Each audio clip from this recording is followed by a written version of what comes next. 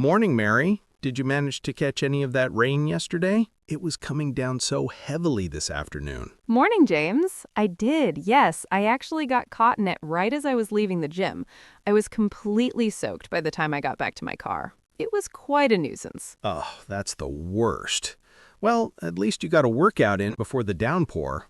I spent most of the weekend prepping for this week, which wasn't exactly glamorous, but necessary. Tell me about it. I saw you were online late last night. Are you still wrestling with those quarterly reports? They seem never-ending. They are persistent, aren't they? They're finally wrapped up, though. The good news is, now I can fully dedicate my focus to the GreenTech proposal. Have you had a chance to thoroughly digest the initial client brief? I have. I spent a good chunk of my Sunday reviewing it. Overall, I'm optimistic. This project aligns perfectly with our sustainability initiative, and the client seems genuinely committed to making a significant impact. I share your optimism, but their expectations are certainly ambitious, bordering on aggressive, given the short lead time. They want a complete paradigm shift in how they approach digital engagement, and they want results yesterday. That's the challenge, isn't it? We need to manage their expectations carefully so they don't become unrealistic. I think we should establish clear milestones right away to demonstrate progress incrementally. Absolutely. A staggered approach is far more sustainable than trying to deliver everything at once. Let's break down the core deliverables. Firstly, the comprehensive marketing blueprint. Right. And within that blueprint, we have the dual audience targeting issue. They're very keen on capturing the younger demographic, Gen Z and younger millennials, while simultaneously maintaining loyalty among their established base, which leans toward Gen X and boomers. That demographic disparity is where the complexity lies. How do we craft a unified message that resonates authentically with both groups? A message that feels cutting edge yet reliable. I propose we don't aim for one single message, but rather tailor the execution. The core value proposition, superior eco-friendly technology, must remain consistent, but the presentation needs to adapt. For the younger segment, we need to leverage short-form video content, emphasizing ethical consumption and visual flair, probably focusing on Instagram Reels and TikTok. I concur. For the older segment, however, factual evidence, testimonials, and detailed case studies presented on Facebook and perhaps LinkedIn articles would be more persuasive. We need to underscore the long-term value rather than the fleeting trend. Precisely. I'll take the lead on formulating the creative direction for both streams. I'll start drafting mood boards this week to articulate this visual differentiation. Excellent. That leaves me with the heavy lifting on the foundational research. I need to deep dive into current market saturation, competitor strategies, especially those who have successfully navigated this exact transition, and gather robust demographic statistics to substantiate our strategic decisions. Good. Make sure you look into regional variances, too. Their operations span several key territories, and what works in Berlin might not necessarily translate well in London or Paris. That's a critical point I almost overlooked. Geographic segmentation needs to be factored into the initial research scope. I'll amend my plan immediately to include a comparative analysis across those regions. Let's look at the timeline again. The client wants the initial strategy outline presented next Friday. That gives us less than 10 working days. It's tight. Given that, we must be ruthlessly efficient with our internal processes. We can't afford any significant roadblocks. Agreed. So how should we manage task allocation to minimize bottlenecks? I'm happy to spearhead the content calendar drafting, but I'll need final sign-off on the budget allocation from your side before I start committing resources to external freelancers. Understood. I'll prioritize creating the preliminary budget breakdown by Wednesday morning. That'll involve setting aside provisional funds for A/B testing software licenses. We'll certainly need those to test our dual-pronged approach effectively. Perfect. And while you're crunching the numbers, I'll start briefing the web development team. They need to ensure the landing pages we design are fully optimized for both mobile and desktop viewing, anticipating high traffic volumes from the campaign launch. I'll make sure to circulate a detailed brief to them by Thursday, clearly outlining the technical specifications derived from the creative mock-ups.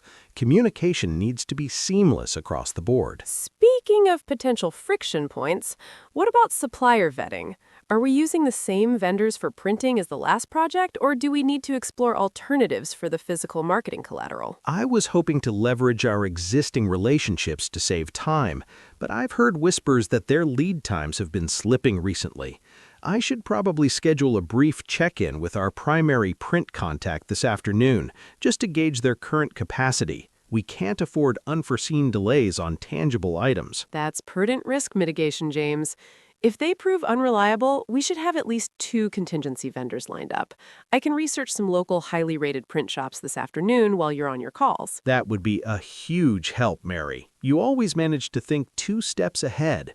It's just what I learned from observing you over the years. We make a decent pairing because we cover each other's blind spots. I certainly appreciate your organizational prowess. It certainly compensates for my tendency to get overly enthusiastic about abstract concepts and sometimes overlook logistical minutia. Well, we need both, don't we? Vision and execution. Now, shifting gears slightly, I know this project is going to demand a lot of after-hours focus. Are you in a position to handle the extra workload for the next couple of weeks? I think I can manage it, provided we stick rigidly to the meeting schedule we just discussed. I want to avoid constant, unscheduled interruptions that derail productivity. If we can convene purposefully, I can allocate sufficient time after hours without feeling completely overwhelmed. That's a fair boundary to set. I'll ensure any internal queries I send are bundled together, unless it's a genuine emergency, of course. I appreciate that solidarity. It makes a massive difference when you feel like you have a teammate who truly understands the demands. Absolutely. Teamwork isn't just about sharing tasks, it's about sharing the mental load. On a slightly different note, since we're both going to be clocking some extra hours, do you remember that new Italian place that opened downtown? The one that everyone has been raving about? Il Sapore Nascosto? Oh, I've been dying to try it. I heard their pasta is incredibly authentic, made fresh daily. Why? Do you have a proposition? I was thinking perhaps next Thursday, once we've submitted the preliminary outline and we can breathe for a moment, we could treat ourselves to dinner there. A little reward for successfully navigating the most intense phase. That sounds like a fantastic incentive. A proper break is essential to sustain high performance in the long run. I'm definitely in. Let's pencil that in provisionally. Consider it tentatively booked in my mind. Back to the deliverables for a second, just to ensure we're aligned on reporting structure. For the internal progress updates, should we use the dashboard software we implemented last quarter or stick to a traditional written summary for the executive team? Given the complexity of the proposed media mix, a visual dashboard would likely be more illustrative for the executives. They can see the expenditure relative to the expected reach in real time. A written report can follow up with the narrative context. Right. I'll prepare the initial data feed for the dashboard by Wednesday, focusing on audience segmentation metrics. That way, when you input the creative performance data later, the system will be ready to aggregate it correctly. Excellent synchronization. One final thought before we head to the planning session.